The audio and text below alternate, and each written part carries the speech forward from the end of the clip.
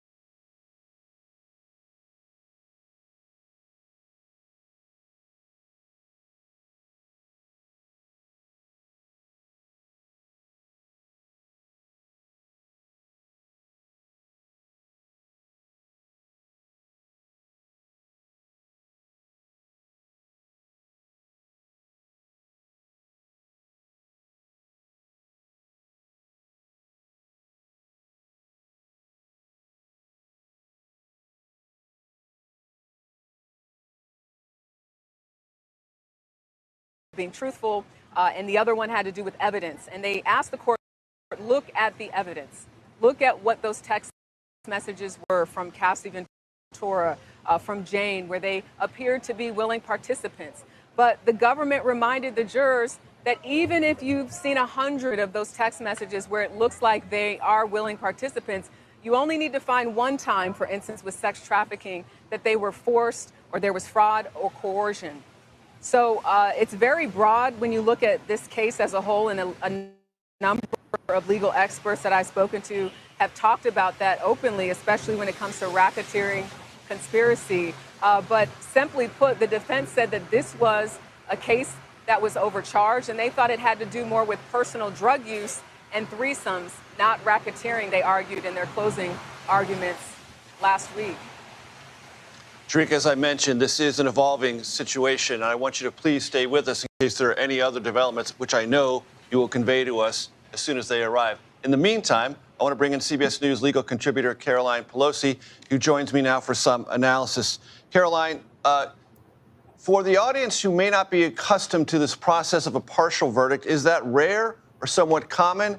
And in a case like this, to Jericka's last point, for the jury, it seems to come down to, were those involved in any way cooperative, or were they clearly and evidentially coerced into participating in the things that the government alleged Sean Diddy Combs was involved in?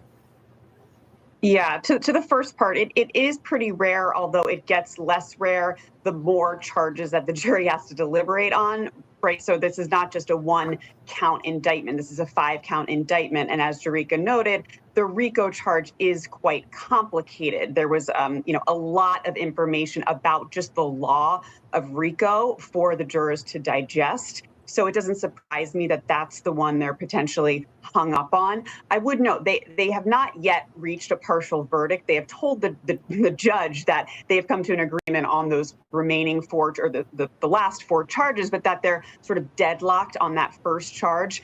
I would be completely shocked if the judge this time around said, okay, we're going to take those verdicts on 2, 3, 4, and 5, and we're going to declare a mistrial on count 1. Typically what happens in this situation is the judge will provide what's known as a dynamite charge. It's called an Allen charge, meant to sort of light a fire under the jury to say, go back one more time, do your civic duty, try your hardest, see if you can, amicably come to a conclusion with a robust exchange of ideas. Nobody's saying that, we want to coerce a verdict here, but we want you to talk to each other and think about the evidence and see if you can really, with integrity, come to unanimous verdict with respect to that first charge. Now, with respect to your second question, it seems, no, they have come to an agreement with the sex trafficking charges and the transportation to engage in prostitution. I would note that both of those charges and all 4 of those charges are predicate crimes to the first RICO charge. And so if they find that he has been, if they find him guilty of 2 of those 4 charges, those are the predicate crimes for RICO. But RICO has this additional element. It's a conspiracy, first of all. So we need another co-conspirator. And remember, the government didn't charge a co-conspirator in this case. They alluded to the co-conspirator being his chief of staff, a rotating cast of bodyguards.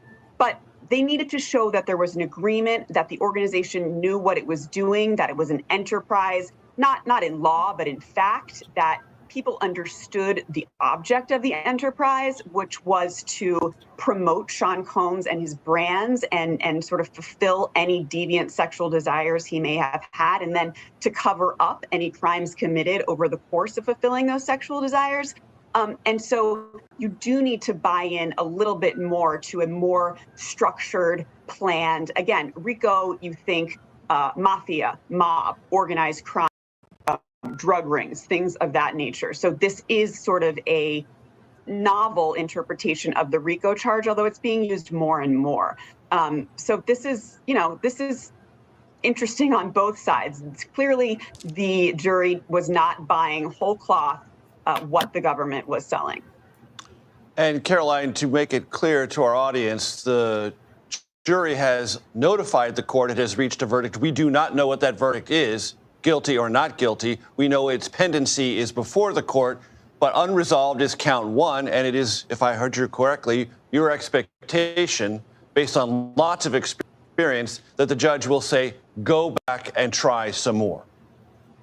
Yeah, I think, look, the best outcome for all parties involved is not to have a hung jury on that one count. It is acceptable under the law. But again, you see this oftentimes, you will see this. And sometimes judges will give 2 and 3 instructions to go back. Now, it's complicated because it raises issues on appeal, right? You never want a coerced verdict. And so typically judges land somewhere in the 1 to 2 recharges or Allen charges, telling them, really work hard. But the language of this note was interesting. It did indicate a complete sort of blockage, a complete standstill, that, they weren't going to move. They often will say that, and then sometimes they do come to an agreement. Sometimes they don't. So it very likely could be that the outcome of this trial does result in a hung jury, a mistrial on that first RICO charge. And at that point, the government could decide, based on, how those other 4 charges play out, they could potentially retry that case because it hasn't reached a verdict and it wouldn't violate double jeopardy standards. But those remaining 4 charges, I would note, the sex trafficking charges are hefty charges. If they win on the sex trafficking charges, that's essentially a win for the prosecution. Those carry with them each a mandatory minimum of 15 years in prison. So if he's found guilty on both, that's 30 years in prison. The transportation to engage in prostitution is sort of a lesser burden and indeed a lesser penalty. I think if he's found guilty only of those 2, the prosecution would consider that a real loss. And then with this RICO charge, it's the top charge. This is Aiden.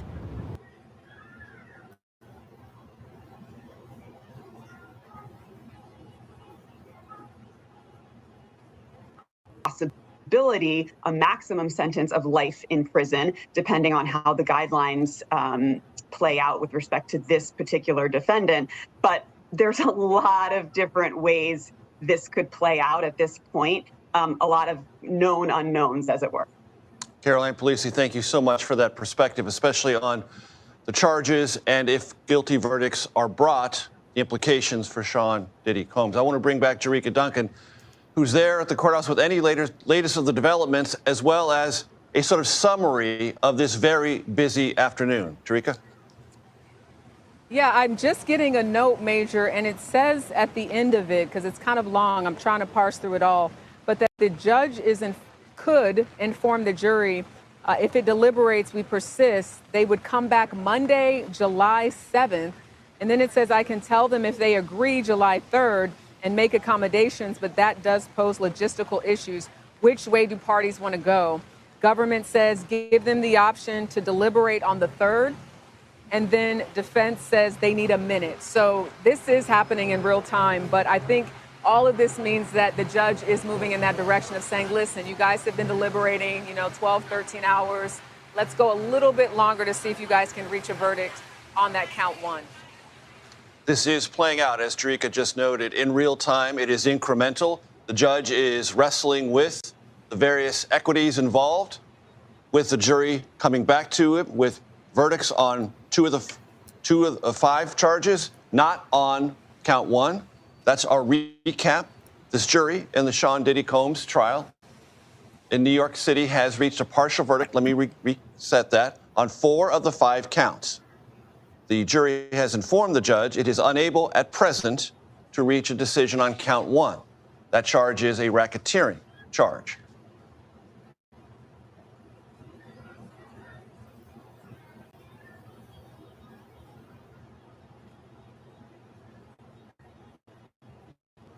We ran a promotion.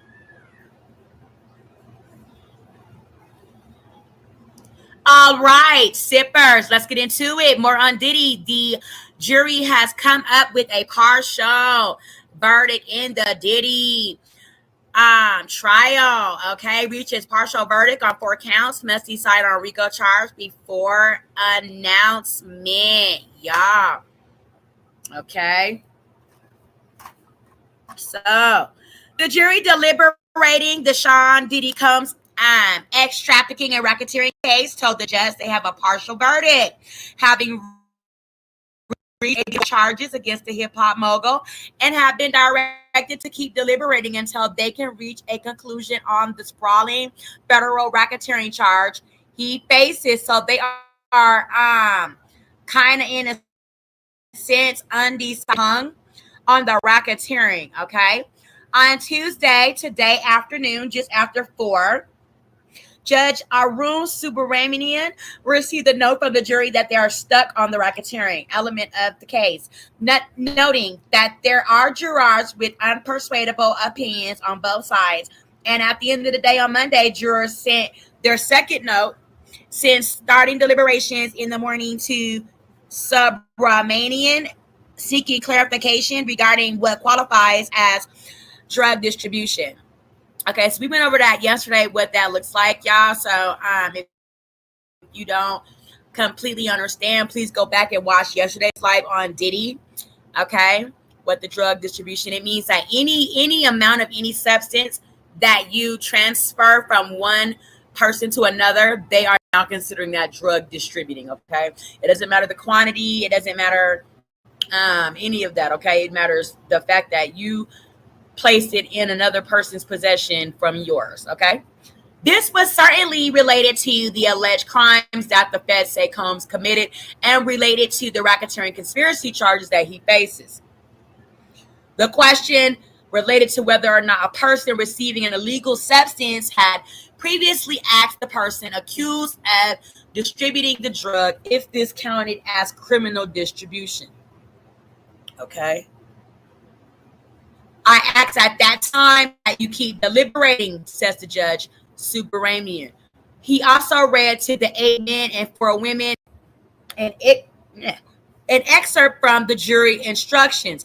No juror should surrender his or her conscientious, right, beliefs for the purpose of returning a unanimous verdict. So let's look up what conscientious means. I've heard it before. I think it means opinion, but let's see. What does conscientious mean?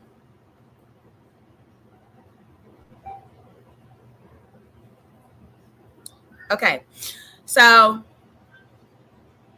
wishing to do what is right, especially to do one's work or duty well and thoroughly. Okay.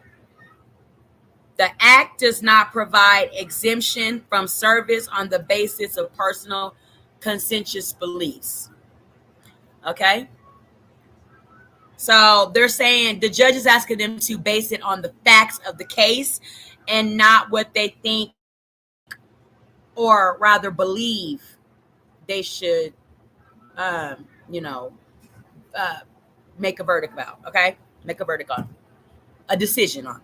Despite the fact the turnaround on the 4 counts, which include 2 counts each of trafficking by force, fraud, or coercion, and transportation for purposes of prostitution. Both the prosecution and the defense team agreed that the jury should finish the deliberations before the decision on these 4 counts that the government has charged Combs with is announced. So we will not know until there are all 5 verdicts on all 5 charges completely predicted or not predicted, completely decided. Okay. Maureen Comey, the lead prosecutor for the federal government, suggested to Judge Subramanian that an Allen charge be issued to the jury. This is a special charge to jurors asking that they work to reach a verdict.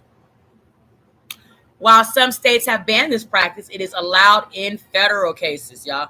So one of the prosecutors, ironically named Comey, requested that the judge issue an Allen charge, okay? Allen charge to the jurors so that, can y'all see this? Because it looks blurry to me. I'm gonna blow it up on my computer. Hopefully y'all can see what I'm reading. Okay, hopefully y'all can see that a little bit better. Okay, an Allen charge. That's a special charge. It's usually banned in most states, most practices, but it is allowed in federal cases to rush the jury, like encourage the jury to come on, sit down, go over each, thing, put your best mind forward and come up with the best verdict possible for Diddy. Hurry the fuck up. It's basically what the prosecution said, right? Okay. So, lead defense attorney Mark Agnifilo encouraged more deliberation, saying that they'd only been discussing the case for a day and change.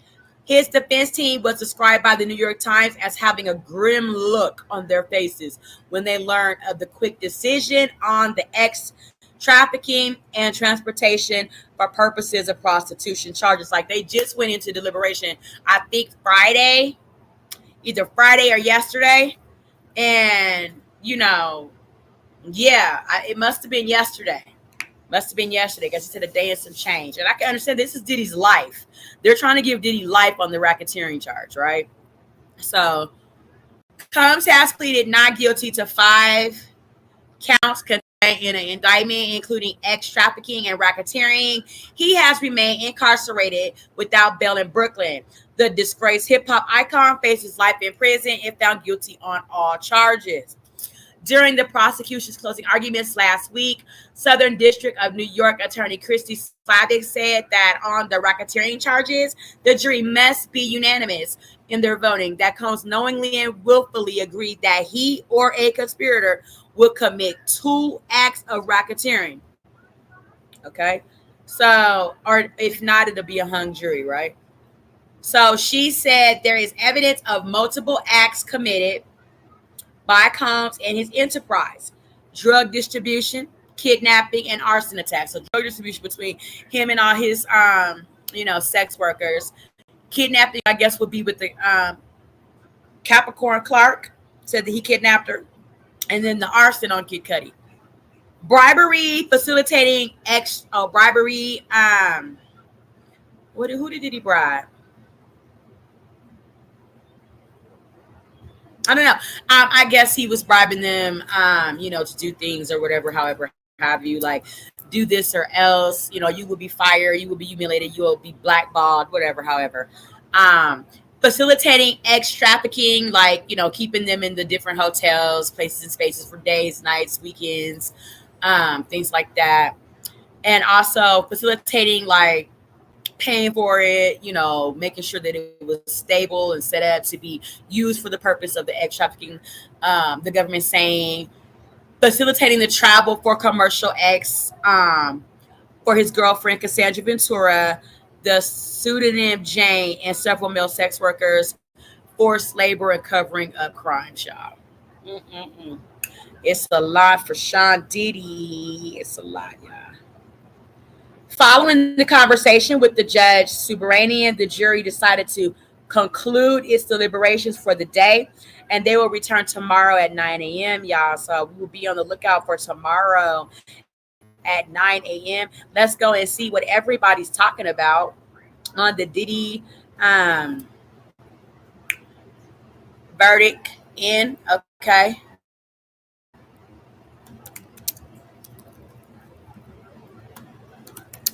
What do you guys think? Like, why do you guys think that they're having a hard time on the sex trafficking? And do you think that, I cannot type today, do you think that they were found unanimous on the 4 other charges, in a guilty or a not guilty? What do you guys think? Drop it in the chat. Okay, so verdict on Diddy, partial verdict on Diddy.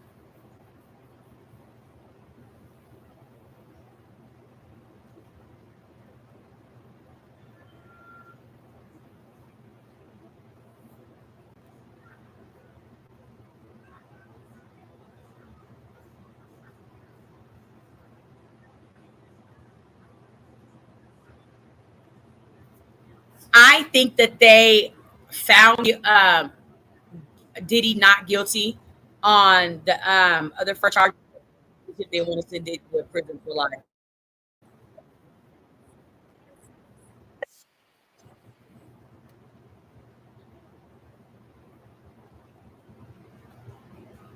The jury has reached a verdict on counts 2, 3.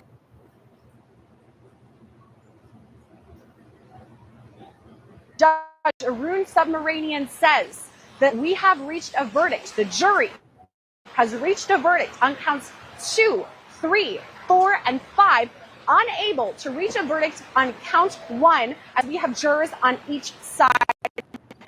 How should we respond? Philip Dubé, I'm going to throw you right away. What does that mean for count 1? Is that a hung jury? It means yes, absolutely. It means they are deadlocked. They're not unanimous. But under the federal rules of criminal procedure, the court can accept the partial verdict and make them resume deliberations on that outstanding count. And if they still are deadlocked, the court can give them what's called the dynamite charge and basically encourage them to listen to one another, go back, re-review the evidence, don't have fixed views about it, keep an open mind, yada, yada, yada. And if after that they cannot reach a verdict, the court can declare a mistrial on the hung count. And depending on the split, the U.S. Attorney's Office will decide if they will retry him on that count. My gut says that it is guilty on all those counts and they're hung on the RICO charge. Whew, this is heavy. This potential verdict on 4 of the 5 counts. I do have another update before I go to Adante. This is Maureen Comey, Assistant U.S. Attorney. She says, we are preparing a modified Allen charge. Mark Agnifilo says, we propose you tell them to continue deliberating and that you not partial verdict, no modified Allen charge. Now, the judge says, would the defense request I bring the jury out to say that? Okay, ongoing. Agnifilo says, after conferring with Combs, he says, yes. So here's what the judge says. He says, okay, email me your proposals, each side. I'll wait. I could give a modified Allen charge, or at some point, I could tell them they could return a partial verdict. Email me, I'll wait. Okay, a lot to digest. Can you explain to me the Allen charge situation, Adante? Sure. The Allen charge is, as I mentioned before, that's an admonishment from the judge telling the jury to continue to deliberate, encouraging them to continue to engage in the process, and essentially putting more pressure on the jury to resolve the differences between them. However, as was mentioned by your other guest, if the jury comes back after going back in and deliberating more, and they say, hey, we just cannot resolve this final charge, then the judge will probably let them go and accept this verdict, i.e., the hung jury charge, declare a mistrial in that charge, and then accept the verdict on the remaining charges. And I agree. I think that if you really look at the questions the jury asked around what is distribution? Does it have to include so on and so forth, paying for it and doing things like that? And then they are then asked for the trial transcripts of particular witnesses, right? Then after those witnesses they received those transcripts, now we're getting this in from the jury, right? Saying, hey, we've resolved whatever issues and conflicts there were on some of these charges. In the RICO charge, which to me and I think many people felt was more convoluted and more of a reach just by normal logic and how we think about RICO, and then the large and lengthy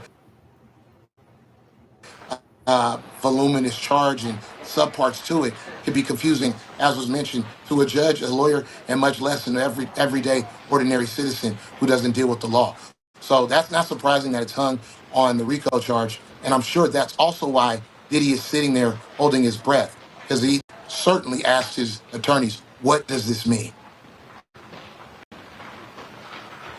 I mean, we talked about this back before we knew that the verdict was in for majority of these, that all P. Diddy, Sean Combs, was doing was staring at the little note in front of him. And I agree, that is very telling. There is now a verdict on counts 2, 3, 4, 5, the one that is a potential deadlock is one that is racketeering conspiracy involving Cassie. So we're going to go through the verdict form in a minute, but I just have to ask once again, Philip Dubé, what are your thoughts about this one? The fact that it's the racketeering conspiracy with Cassie, what does all of that mean? Well, the bottom line is that the prosecution has to prove that he was running an enterprise with a pattern, if you will, of criminality. And there is basically a laundry list of various crimes. And the jury does not have to be unanimous on those predicate type crimes that were being run under the whole Combs enterprise. They do not even have to agree unanimously, and they don't even have to prove each predicate crime or predicate act beyond a reasonable doubt. And it could be that some of the jurors just feel that none of those predicate acts were effectuated in any way, shape, or form by force, fraud, or coercion. And that is ultimately the heart of it. That's what makes it so criminal, you know, that basically somebody is acting with like a mob boss mentality, forcing people oppressively to work within the organization by force, fraud, or coercion. And it sounds like one or more juror feels that there was no such aspect to it. And that's just a guess. I'm only going by sort of reading the tea leaves, if you will, based on the fact that we have reached a verdict on the subordinate counts. And it remains to be seen if I'm accurate, but that's just a guess. And again, let's remind everyone, we know there's a verdict at least partially here. We still don't know what that verdict is. So this is a great time to segue into looking at that verdict form, specifically because Philip was just talking about those predicate charges. So let's bring it up now. I believe that we have it. And let's start with number one, which is debatably right now the most important one that we have. This is racketeering conspiracy. Okay, so right at the top, how do you find the defendant? Not guilty or guilty? This is the question mark right now, because according to the juror note, some think guilty, some think not guilty. That's kind of the split that is happening right now. And this is to the predicate acts that Philip was just talking about there.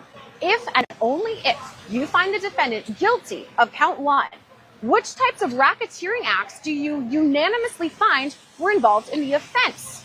So acts involving kidnapping, which of course would involve Capricorn Clark, on the instance when the jewelry went missing and she was allegedly taken to do that lie detector test. Or for instance, when she says she was taken and kidnapped, involved in the Kid Cudi arson, the Porsche blowing up. Is this proven or not proven? Or rather it reads not proved, proved. Acts involving arson. Of course, we're talking about Kid Cudi and the Porsche. Proved, not proved. Acts involving bribery. We're, of course, talking about Eddie Garcia, the Intercontinental video. He testified on the stand talking about $100,000, the cash machine going through and it being counted. Was this bribery? Not proved or proved. Acts involving witness tampering. Not proved, proved. Acts involving forced labor. Not proved, proved. A lot of this is going to, majority of the testimony that we've heard throughout all of this, Mia potentially, getting working and not getting paid overtime, but the forced labor also goes to Cassie or Jane. Acts involving sex trafficking. Once again, going to Cassie and Jane. Was this not proved or proved? Acts involving transportation for purposes of prostitution. Not proved, proved. Acts involving drug distribution. Now, if and only if you find the defendant guilty of count one, did the pattern of racketeering activity include sex trafficking of Cassandra Ventura? No or yes? This is the most important one at this time, everyone, because this is the one that the jury may be deadlocked on, cannot agree. After this, it reads, if and only if you find the defendant guilty of one count, did the pattern of racketeering activity include sex trafficking of Jane? No or yes? So, count one right there, heavy. There's a lot to break down, a lot of those predicate crimes, and this is the question mark, everyone watching. This is the one where the jurors are seemingly deadlocked at this time. Now on to count two. We're still in the deliberation forms, which, by the way, the rest, there have been a verdict. Unclear what the verdict is. Count two is sex trafficking of Cassandra Ventura. How do you find the defendant? Not guilty or guilty? Pretty straightforward there. The same with count three, the Mann Act, transportation, Cassandra Ventura. How do you find the defendant? Not guilty or guilty? Count four. Now we're moving on to Jane. This is sex trafficking of Jane. How do you find the defendant? Not guilty, guilty? Count five. Mann Act, transportation, Jane. How do you find the defendant not guilty or guilty? And once again, all roads lead back to racketeering conspiracy, because not only is that the one that is perhaps the most difficult to understand, the most complicated, especially when we're going through all of those different predicate crimes, the ones that I just mentioned. We're talking kidnapping, arson, bribery, witness tampering, forced labor, sex trafficking, transportation for purposes of prostitution, and drug distribution. It's the most complicated and the one that people seem to not be able to agree on as far as the jury. I got to toss it back to our guests once again. Adante Pointer, what are you thinking now that I went through and read through each of those predicate crimes? Have your thoughts changed at all? No, not at all. I mean, I think it just underscores and proves up what we've all been saying, which is that particular charge has so many subparts, so many different things that a jury would have to answer and agree on, that it's very easy for just a jury to not reach a unanimous decision that's convinced or that's supported by everyone agreeing about any one of those many different subparts. So it's not surprising. I think many of us saw that coming. Now, the other remaining charges, those are much more straightforward. And we heard and we saw that the jury, when they had questions, they sent those questions out about definitions and things. And the judge simply directed them back to those jury instructions. So I think that that's why you're going to see that there was a unanimous verdict on those other charges, but they weren't able to agree with one on the RICO Act because there's just so many subparts, and it's hard to get many people to agree on what you want to go for dinner or you want to eat for dinner, much less 9 different subparts to make up one charge. I mean, we went through all of them. We've been talking about them here on Law and Crime for forever, since before a jury was even seated. And it's never really gotten easier, right? I mean, the more I talk about it, the more I personally understand it. But I also have a leg up on the jury, the fact that I can discuss it with my peers, and they've only had about 13 hours of deliberation, which, by the way, we have paused the verdict watch clock at 13 hours and 11 minutes because it seems overall we have a verdict. On the first one, I'm going to go back to you, Philip Dubé, about all of this because you so astutely broke down all of those predicate crimes. What are your thoughts now that I went back and read through all of them? That seems to be the one that's tripping people up. So what do you think the judge is going to do? With you, and I don't know if Adante agrees, I think the judge may have done the defense a favor. I truly believe that he gave them a mispronouncement or a misstatement of law. I do not believe that the jury has to find each predicate unanimously. So what he did, if I'm correct, and I may be wrong, but Dante, chime in on this if I'm incorrect. I can handle it, believe me. My feelings won't be hurt. In other words, I think the judge expanded the burden of proof for the prosecution to prove each predicate beyond a reasonable doubt. That means all 12 jurors must unanimously agree and find beyond a reasonable doubt that he committed at least 2 or more of the predicates within a 10-year period. My reading of RICO, at least under the California version, is that all you really have to find beyond a reasonable doubt is that there was a pattern of enumerated crimes, but you don't have to be specific about the crime itself. So if that's the case and the jury is tripped up, good for Sean Diddy, because it sounds like this jury will never, ever reach a unanimous verdict, at least as to 2 or more of the predicates. Okay, so I'm going to throw that to you, Adante, and ask if you agree with what Philip is saying about all of that. Judge Arun Subramanian says, okay, it needs to be unanimous as far as deciding on these predicate crimes. What are your thoughts about all of that?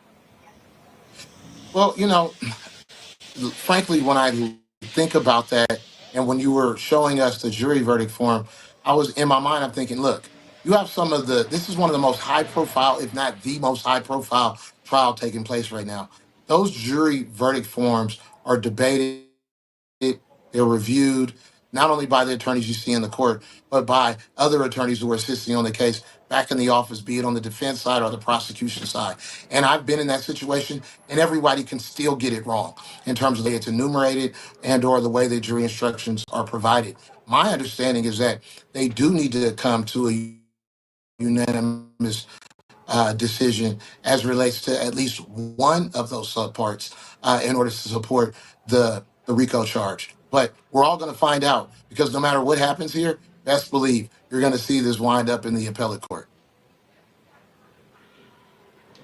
Oh, I know that Diddy's team is definitely keeping an eye on everything as far as appeals if it doesn't go his way. I tend to agree with you exactly what you're saying, Adante, about all of this, that they definitely going to be ready with all of that. Now, we do have a viewer question asking, this is from Lee Now, who's asking, if it is guilty, will he still go to jail for counts 2 through 5, right? So, Philip, about that, if he's guilty, and the first one, let's take the racketeering conspiracy and just, step it out for a minute. But if we're talking 2 through 5, let's say he's guilty, which, by the way, we still have yet to know. He's guilty. He'll still go to jail for those, right? Yes, of course. They're certainly not going to release him because he would stand convicted of those charges. And the only real question then is how much time he'll get. So, no, he's not going to get released. But you can bet, depending on what the split is on count 1, if in fact a mistrial is declared, the prosecution will likely retry him because, if I'm not mistaken, I think it carries life. And they definitely want to get him on that top count if they can get a life sentence.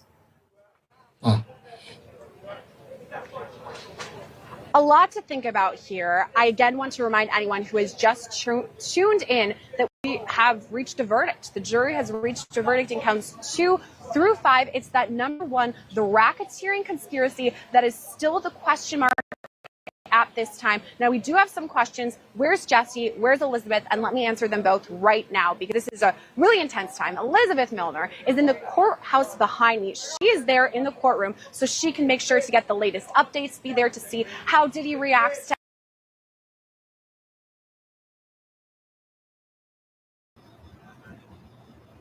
All right, what do you guys think? They are deadlocked on RICO. Racketeering, right? On the most serious one. How do you guys think that they, came to a verdict on 2, 3, 4, and 5?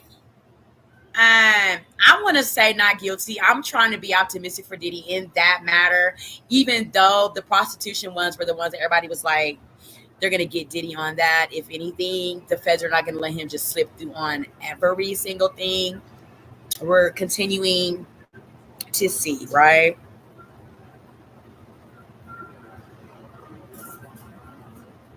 Drop that down in the chat. Also, your teacups and your like and subscribe.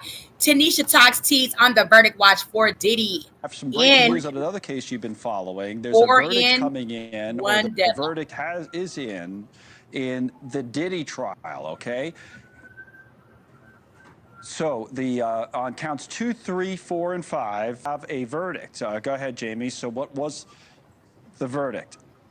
Unable to get a unanimous verdict on count 1, Misty. No unanimous verdict on count 1. Okay. So that's first. So the judge is hearing from the government and the defense on proposals to send back the jury. All right, let me repeat that. So this is the 6th note from the jury. They have reached a verdict on counts 2, 3, 4, and 5, but they're unable to get a unanimous vote on count 1. So now they're going back and forth in court on proposals to send back the jury. So where does this go, Misty, I wonder? Right. This is interesting. So they're unanimous on 2, 3, 4, and 5. I happen to have my handy dandy verdict sheet right here, Donald. Yep. So that means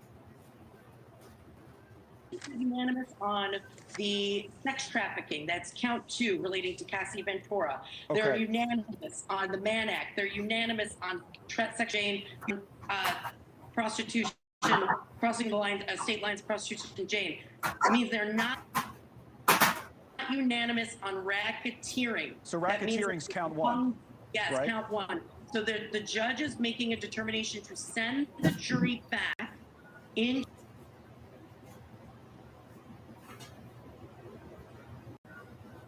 the jury room in order to continue to deliberate. Now, what we're talking about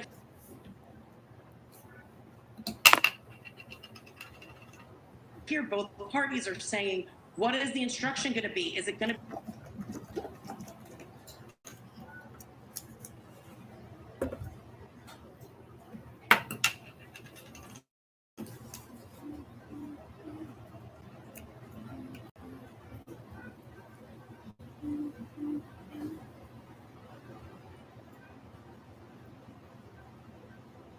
be go back in the jury room and deliberate, or is it going to be what we call a dynamite charge?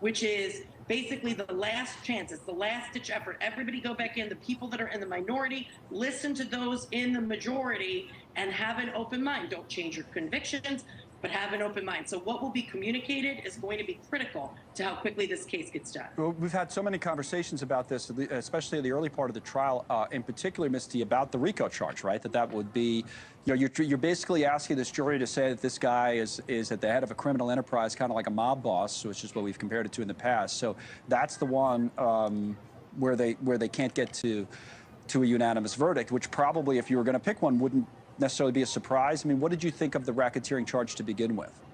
Not at all. I actually thought the racketeering charge would either be an acquittal or it would be a hung jury, because it's really complicated. You have to agree not only that there was a conspiracy and an enterprise, those are threshold questions, but you also, as a jury, have to unanimously agree on the underlying 2 predicate crimes that are required to establish RICO.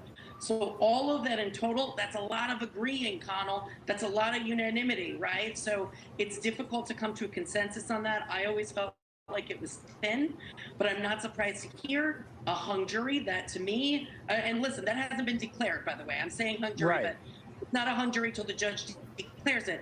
But I'm not surprised to hear that they're having difficulty coming to a consensus on that count. So one of the options available to the judge in this case is to accept this partial verdict that's been reached. In other words, you could say, right, that, all right, you can't get an agreement on racketeering. Okay, fine.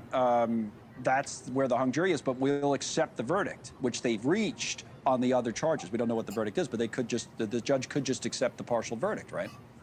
Yes, at some point, but he would have to read what we call the dynamite charge first, an Allen charge. Allen charge, so, right. Yes. Okay, so explain that a little.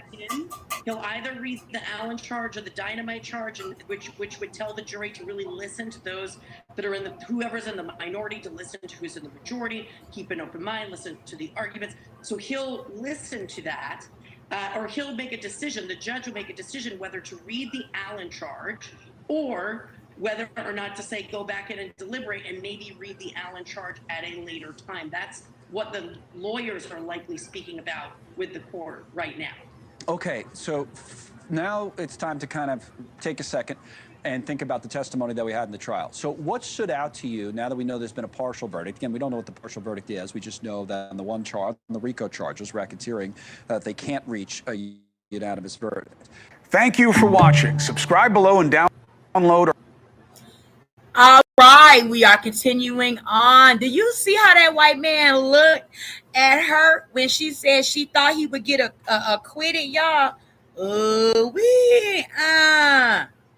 Everybody is not looking for Diddy to go to prison on what they're doing right now. Okay. To Diddy, if Diddy is not guilty to the level of where they're trying to charge him, okay, then everybody's not looking for Diddy to go to prison for the rest of his life, even if we don't like Diddy or however have you. So drop your tea in the chat. Do y'all think that he was alert the jury has a partial verdict in the on the 4 charges? Ex trafficking, prostitution, prostitution, all that other shit that they charged Diddy for, and the RICO. What do y'all say? What do you think they will say? And when do y'all think the verdict will come down? Okay, let's listen to some more tea on Diddy, y'all, and just get everybody's perspective and predictions on Diddy. Thank you for sipping tea with Tanisha Talks Teas. Drop those teacups in the chat and let me know that you are sipping this tea with me, and like and subscribe. Let's get it. Sean Diddy Combs federal sex trafficking trial. We're going to go live to CB Cotton outside the courthouse with more. And CB, you've been there from the beginning. And for those people who haven't been watching me, could you characterize what the trial has been about and what we are about to get from the verdict?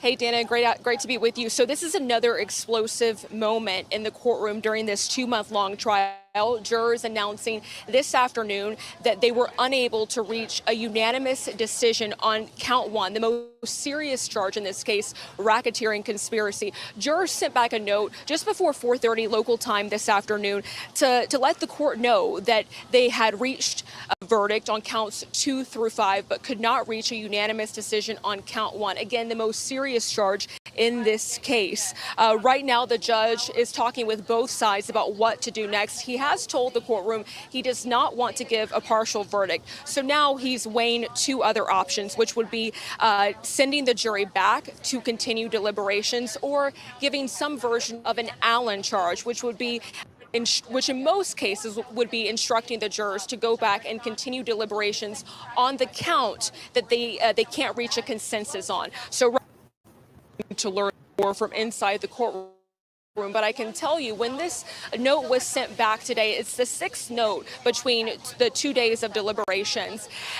Defense attorneys were very quickly huddled around Sean Diddy Combs inside the courtroom, and we saw that one defense attorney hugged another. And this is really a key moment in this trial. For over the course of 2 months, prosecutors have argued to jurors that Diddy, with an inner circle, created a sex crime ring to force and coerce women into drug-fueled sex parties called freak-offs with male escorts while he watched. They called a variety of witnesses, 34 to be exact, including Diddy's ex-girlfriends and accusers, former employees, and law enforcement investigators. And prosecutors say their testimony, along with bank, flight, hotel records, salacious texts, and videos, all prove Diddy is guilty of these charges.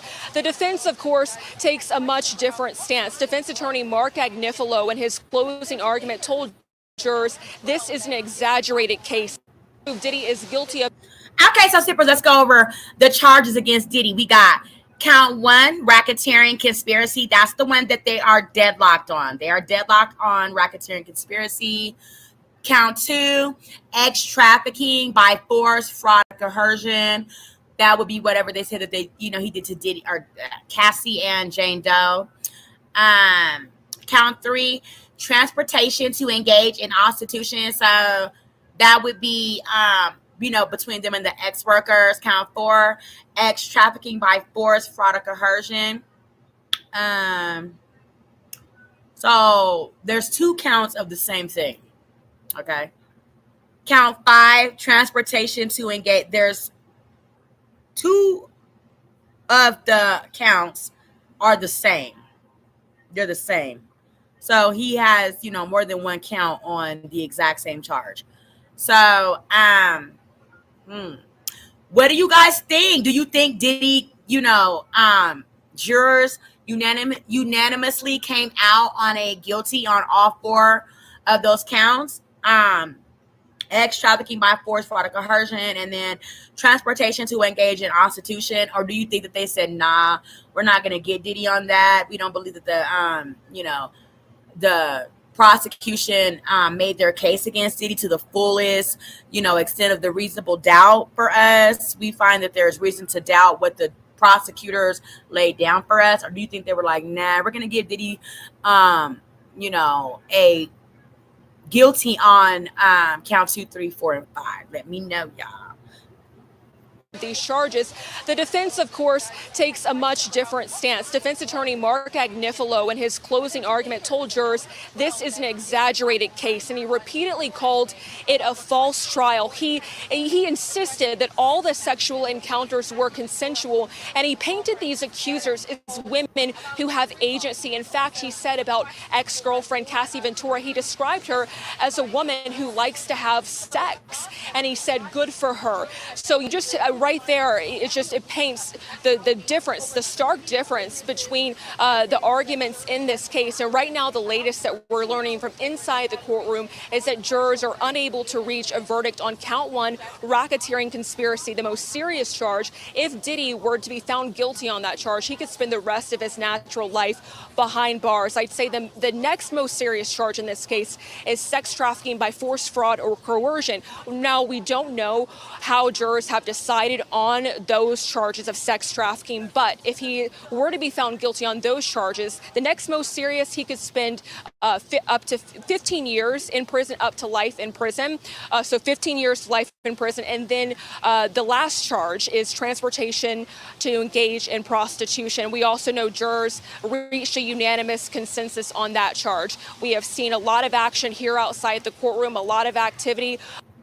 Supporters of Diddy, others who want to see him behind bars for the rest of their life. They're all gathering here outside the courtroom right now, waiting to find out what the judge decides to do next. Dana, I'll send it back over to you. All right, CB Cotton, just stand by there. We have Harold Ford Jr., Rosanna Scotto, Joey Jones, Greg Gutfeld, and myself, Dana Perino. So Harold Ford Jr., it's great to have you around the table. So we have breaking news. So we're going to wait to find out what is happening here. What is your take on the fact that they said no on count one, racketeering? I have not, admittedly, not followed the case very closely. I've read some of the headlines. I'm going to be as interested as anyone to see what this judge does. I mean, I read it where the first count was the most important. CB certainly reinforced that. So we'll see what the judge does. Okay, Rosanna. So the prosecution called dozens of witnesses. The defense, when it came to their turn, called no one.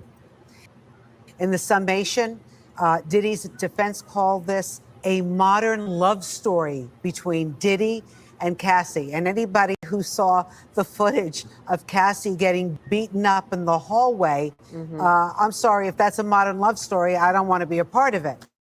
But a hung jury, possibly on the RICO count, which carries the biggest sentence so far. That would be life in prison. The sex trafficking and prostitution, I think, carries maybe 10 to 15 years if he's convicted on those counts. We will see how that works out. But, I mean, his family is there in the courtroom right now. Diddy has been calm, cool, and collected. At one point, you know, he was signaling to the jury, making eye contact. The judge at one point told him to stop. But for the most part, Diddy sat there with his lawyers, made notes, and like I mentioned, not one single witness did they call, which said a lot. I guess they felt the prosecution did not prove their case. A lot of people said from the very beginning the RICO count was going to be very difficult to prove. I think that's always the case, right? And, you know, especially in this kind of case. And I think the jury is wrestling with that right now. And we've seen partial verdicts.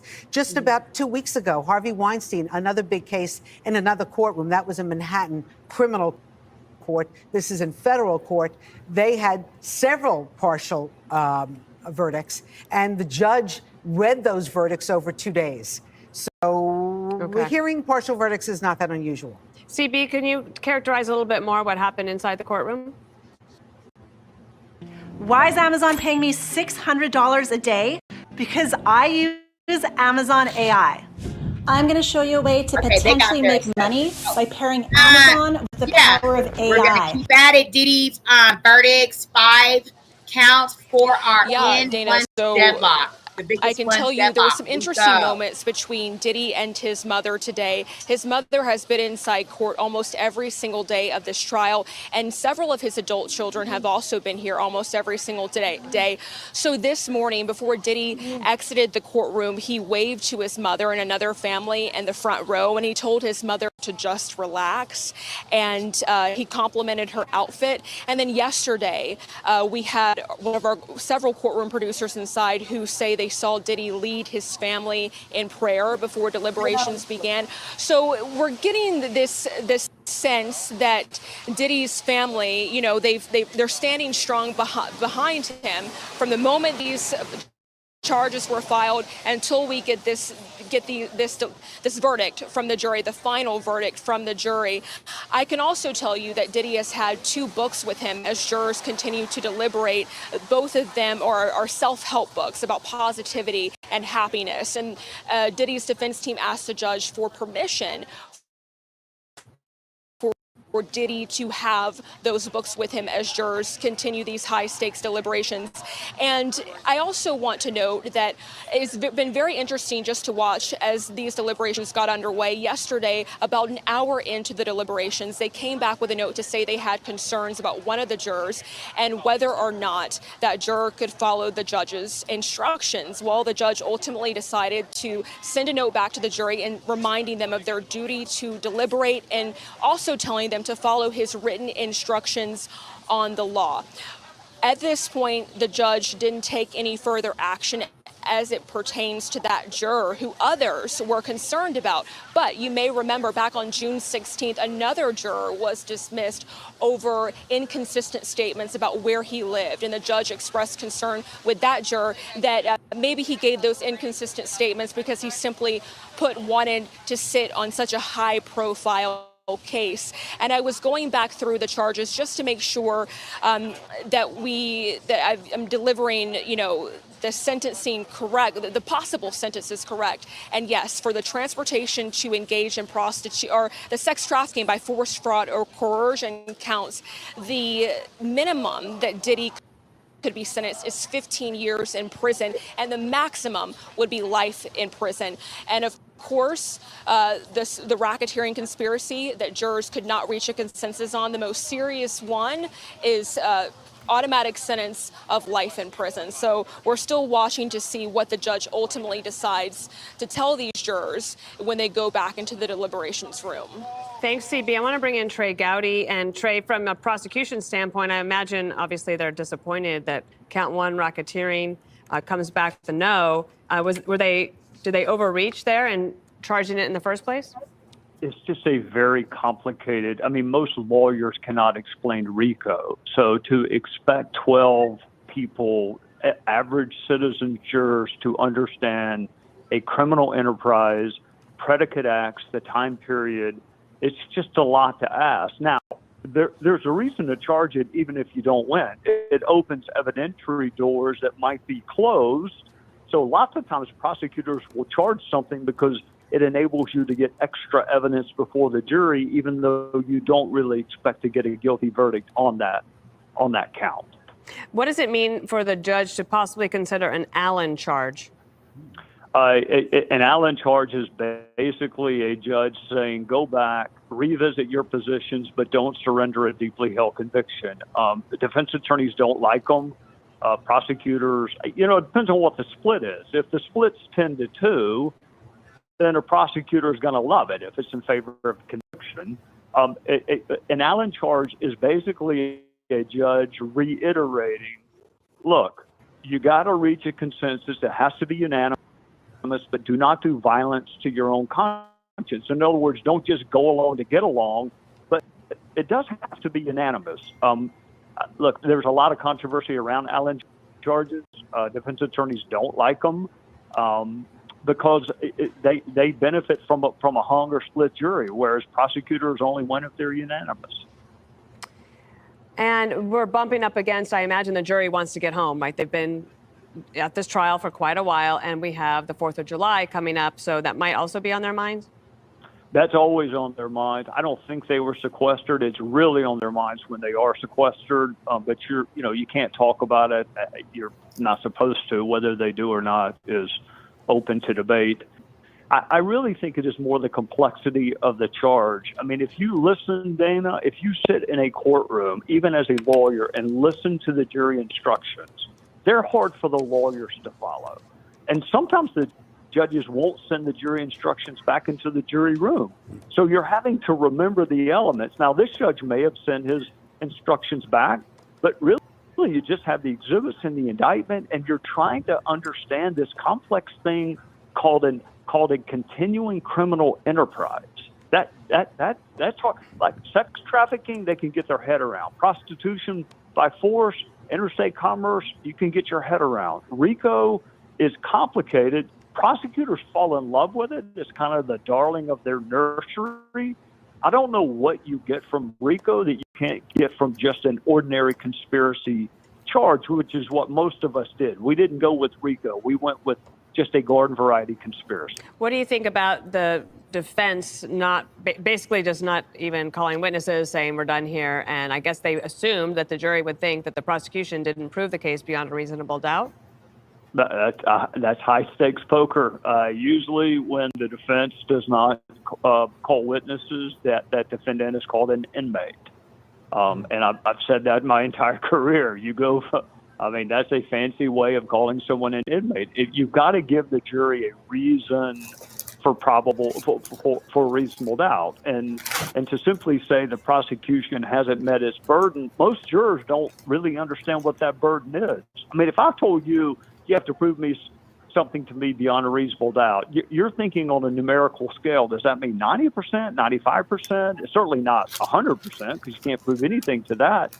So you got to give the jury a reason for doubt. And if you don't put up a very significant defense, all you do is cross-examine government witnesses, then you're going to be an inmate.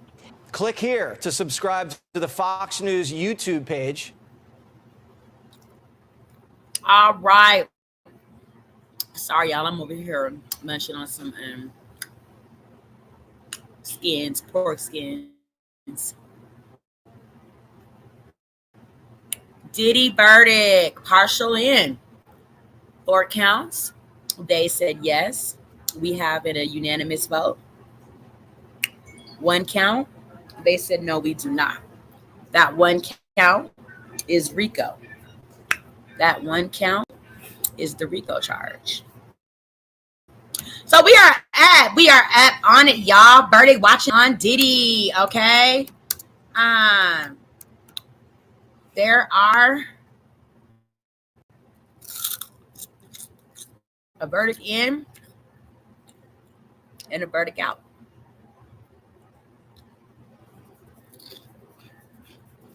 There's a verdict in and a verdict goddamn me out.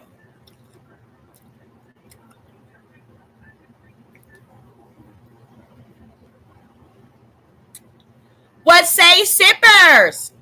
Was he found guilty unanimously on all those other 4? Of Cassie, as well as David Phillips, one of the escorts in various parts of this case, parts that the government told the jurors to focus on. And now we have.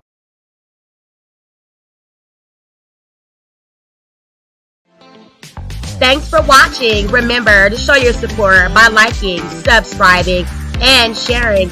It's a blessing. Keep your teacups filled and ready for my next upload. Until then, stay inspired and remember, always stay sipping.